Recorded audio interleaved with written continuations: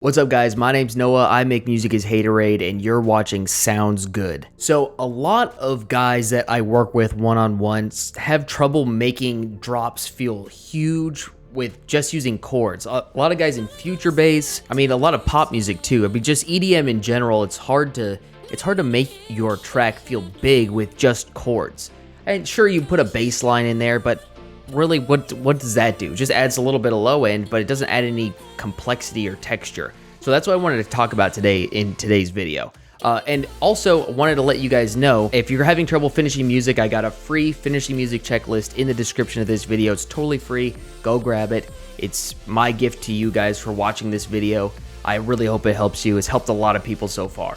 So let's look in Ableton real quick. So here's what I have right now. I've got this little drop I made with some chords from our Clouds pack, which is available now on our website, soundsgoodrex.com. There's a link for that in the description in the link tree. But let's listen to it. I just have the chords in here and all the drums also from Clouds.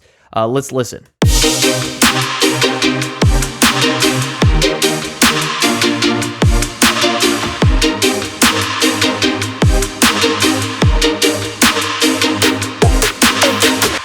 So it sounds good. The chords are great, right? But it doesn't really feel big.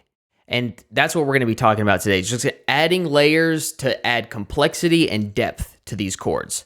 So the first one is going to be pretty obvious. You'd be like, oh, well, duh, you don't have any bass in there. You'd be surprised how many tracks I've reviewed that don't have a dedicated bass. They think, well, the chords have a bass line, so that should be enough. Even if I didn't have this EQ on here, we'll just listen.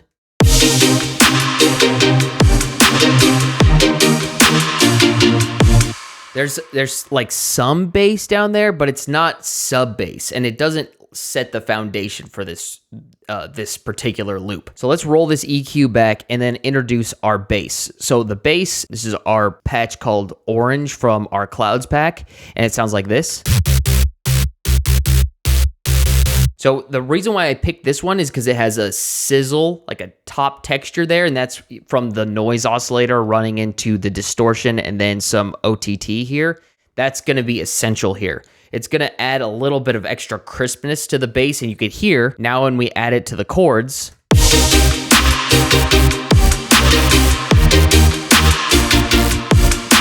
It adds that foundation and creates a little bit of depth. But we're not done because we have a couple more layers here. This is something that I really like doing with my chords, is adding white noise. Now, how I add white noise is I load in operator. I normally take the release all the way down, but in this case, I wanted a little bit of release. So I brought the release to 60 milliseconds, brought the volume up a little bit, and I brought the pitch up all the way. So I grabbed a MIDI effect and brought the pitch up all the way, and that's going to make the chords sound like this now.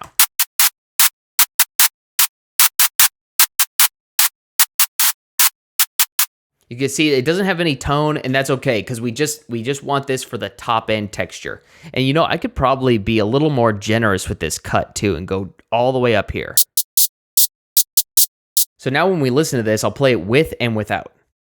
Here's without.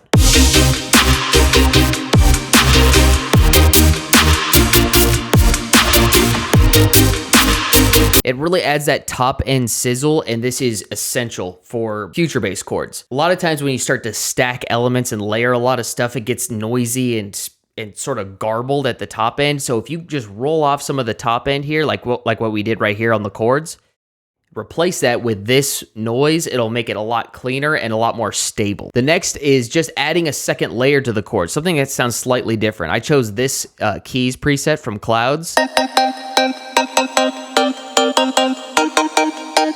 And this has a couple of qualities, right? It has a different fundamental, so its fundamental's an octave higher, and by fundamental I mean just like the lowest frequency in this chord. And also it's got a little bit of reverb and delay, which adds a little bit of extra spatial element to it. So this combined with everything else,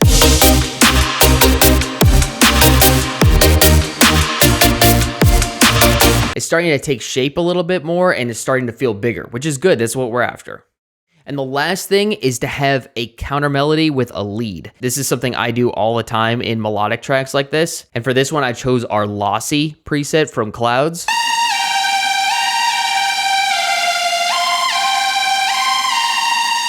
And we could even probably roll off some of these highs too, because we don't need those ultra highs there. And you can hear that this adds a new element to this chord progression that's not all the same chords, it's not all the same thing, it adds a little bit of extra interest.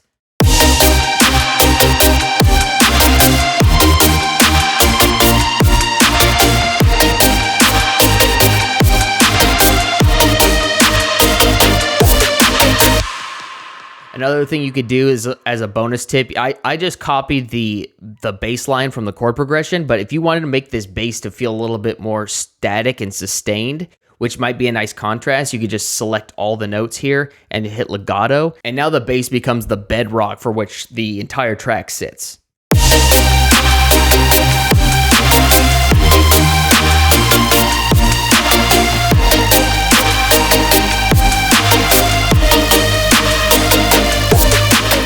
So I hope this video helped you guys. I really wish I knew this kind of stuff when I started producing. So if you guys did enjoy this video, be sure to hit like on it and subscribe to the channel, and we'll see you guys next Friday.